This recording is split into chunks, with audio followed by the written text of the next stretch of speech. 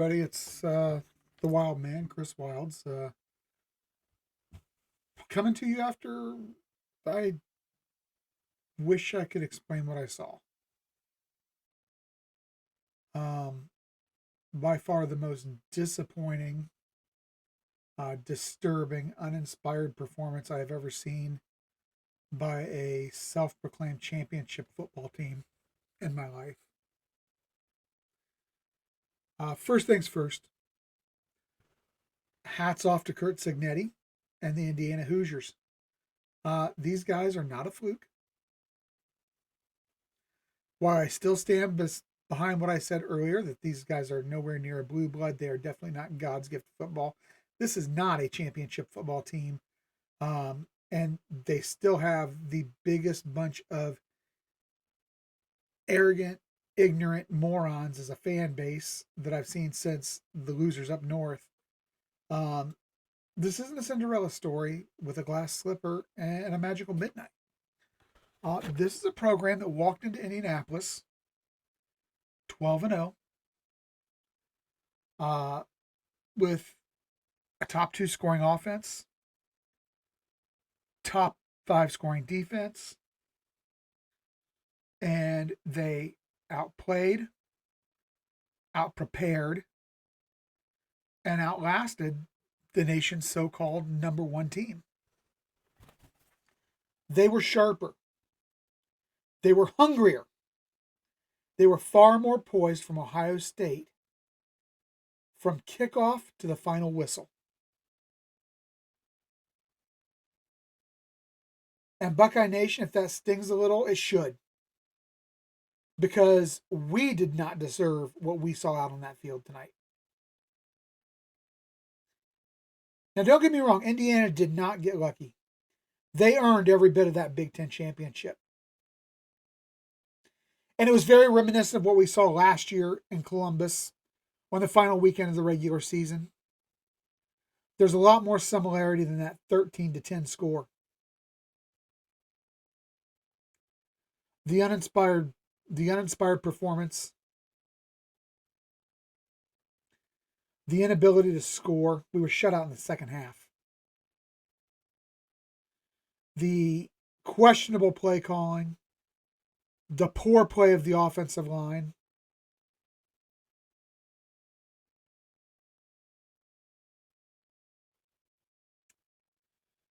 Ohio State acted like a team that was simply happy to be there.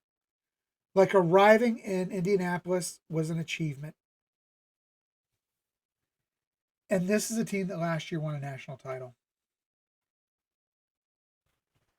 Fernando Mendoza, you were one of the Heisman frontrunners all year. And you know what? You went out there tonight and you played like it. Hats off to you, young man. You carved up that defense. You got positive yards with your legs when you had to. You improvised. You did great. You did great. You deserve that Heisman Trophy. Despite the fact that Julian had tremendous stats through the years, and in many through the year, and in many cases it was superior to Mendoza's. This isn't a participation trophy. The Heisman is not a completion trophy. It goes to the best. Well, it's supposed to go to the best football player in the nation, but we're going to say it goes to the best quarterback in the nation because it typically does. And right now it's headed to Bloomington, because right now Mendoza is the best player on the best team in the country, because they are going to be ranked number one tomorrow, and they should be. So congratulations to Mendoza, to Cignetti, the entire Indiana roster, and the staff on your Big Ten crown that was earned snap by snap, punch by punch, drive by drive. Indiana Hoosiers, you earned this. You deserve this. You broke the door down. You have made the biggest turnaround in sports history, and I commend you. Will it last? I don't know. Is it sustainable? I don't think so. But for now, enjoy your day. That being said, I want to talk about Ohio State because, guys, what I saw, I got questions, man. I got questions. And this doesn't diminish the fact that Ryan Day is a great coach. And I am not saying fire Ryan Day.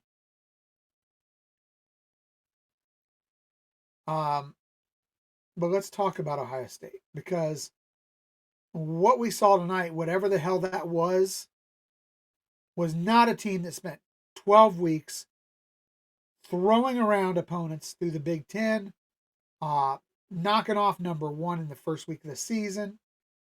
This was a team that acted like its season ended after that win in Ann Arbor. They were flat, they were uninspired, they were emotionless. Caden Curry, you were the exception to the rule, my brother. The defense still played solid. The offense, ridiculous.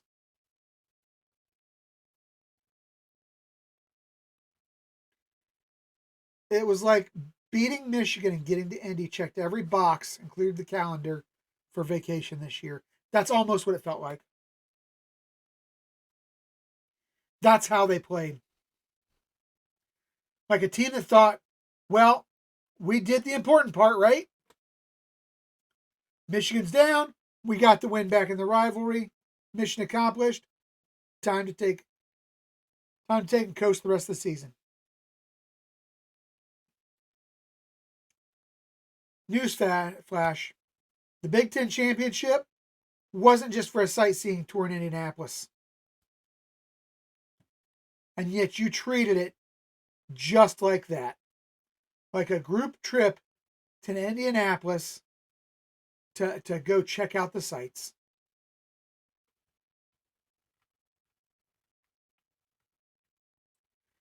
Indiana played like a hungry, disrespected challenger. The Buckeyes played like a brand. One side was desperate to seize a legacy. The other just played like they were trying to protect their resume. There was a definite difference in the sense of urgency between these two teams. And it was screaming at you with every third down, with every drive in the second half. Every time the offense needed a pulse, a spark, a sign of life, the Buckeyes came up short.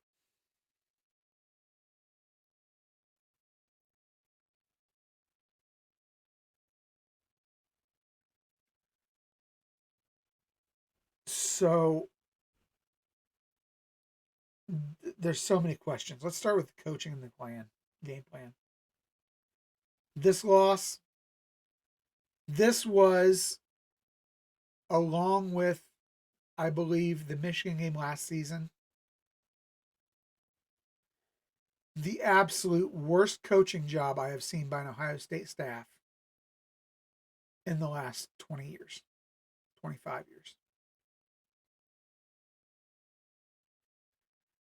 You can't spend all week preaching everything that matters, then walk into a Big Ten title game looking this unprepared. Indiana's staff had the answers on third down. They had the answers for every different possible scenario. On pressure looks, on tempo, on matchups, on leverage, on motion. Probably even on where to go to dinner after the game. They were prepared. They were prepared for situational football, and they were prepared for the big picture. Our game plan looked stubborn, bland, reactive, like they were watching the same horror movie we were, but refusing to change the channel.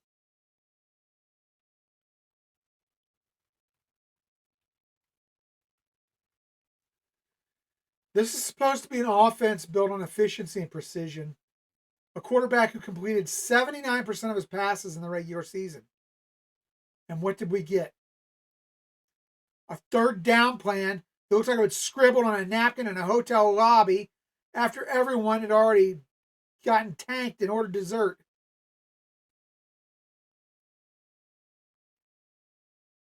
You can't be this disjointed with a conference title and the number one seed in the playoff on the line. Well, I guess technically you can be because we just saw it, but you never should be. Let's talk about third downs and the vanishing act we played in the second half. You want to know where this game was lost? It was lost on third down. And the entire second half, where Ohio State completely vanished like a cheap magic trick. For 12 weeks, Ohio State stayed ahead of the chains. They broke your back on money downs. They were running 12-minute drives at times and closed out tight games like a veteran prize fighter. Tonight, every third down felt like panic mode. Slow developing plays, bad route spacing, poor protection. You couldn't pick up a blitz, and no one answers for this. And when Indiana tightened the screws, once Indiana settled in, this Buckeye offense completely evaporated. No rhythm, no tempo, no sequencing, nothing from the play sheet that said, we see what they're doing. Here's how we're going to attack it. Indiana adjusted. Ohio State didn't. That's why a team averaging nearly 40 a game suddenly looked like it needed GPS just to find the red zone. It was absolutely pathetic.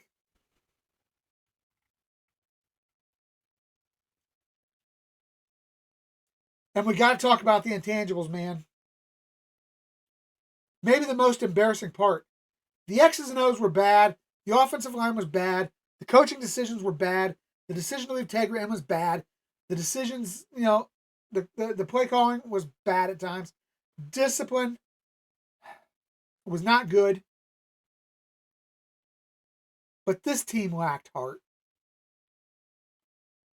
That is the biggest difference between this team and last year's team, was the way they played tonight. In the biggest of moments, they lacked heart.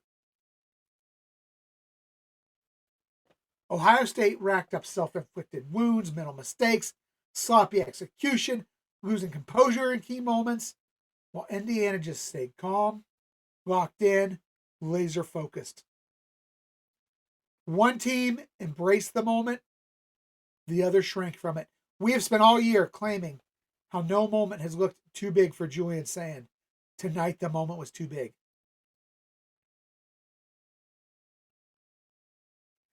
For three months, Ohio State looks like the toughest, most complete team in the sport. Tonight, they looked like a bunch of front runners. When they could front run, they were fine. But once they got punched in the mouth by a team that refused to blink, they didn't respond. They had nothing. No fire. No heart. No desire. They responded with resignation. This wasn't the snarling, attacking, vicious group that mauled Michigan 27-9 in the Big House. This was a team that played like they were content with what they accomplished. A team that thought the job was done already. A team that got exposed for thinking swagger is the same thing as substance. Guys, this is a cold hard truth. Nobody's saying this program can't recover. Ohio has responded from gut punches before. After that last 13-10 rock fight last year, that left everybody questioning the direction of this team, the response was a fearless physical group with edge and nastiness, a team that used pain as fuel. That team played every snap like it was a fist fight in a back alley.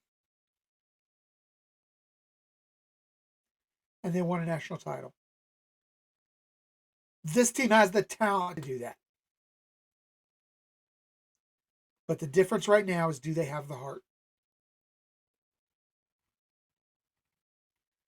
Do they have the aggression? Those Buckeyes weren't satisfied. They were dangerous. This group, at least tonight, looked content. Like the mission was over. Like the Big Ten championship game, that was just a bonus round on a video game that they really didn't want nor need to win. If this roster wants to be remembered for trophies instead of what ifs, they're going to have to decide whether they want to become that kind of team that we saw last season, or just another talented footnote in a season that now belongs undeniably to the Indiana Hoosiers.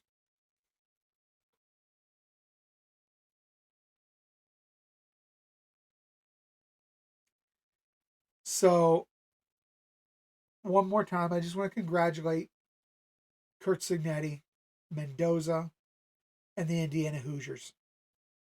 You didn't just win the Big Ten. You took it from a blue blood that played like they thought their logo was good enough.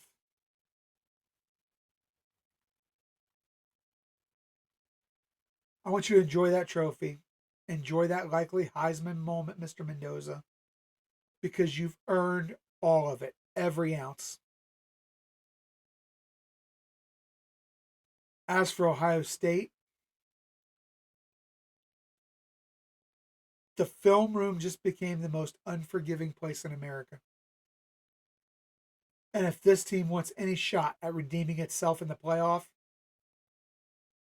they better show up looking a whole lot more like the team that mauled Michigan last week, and a whole lot less like the one that mentally checked out and choked in Indianapolis tonight. Buckeye Nation, you deserve better. These players deserve better. These coaches deserve better. This roster deserves better. But tonight they got what they earned. A kick in the teeth.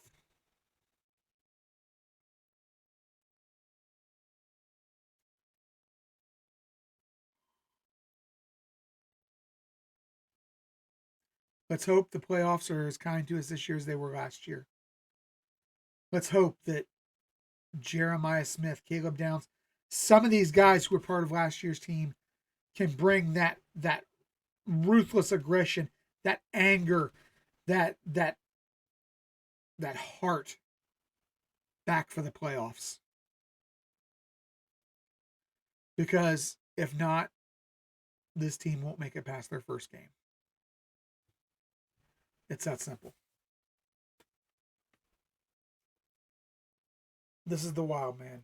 Angry, disappointed, and absolutely demanding a response for what we saw tonight in Indianapolis. Good night. God bless. And as angry as I am, go Bucks.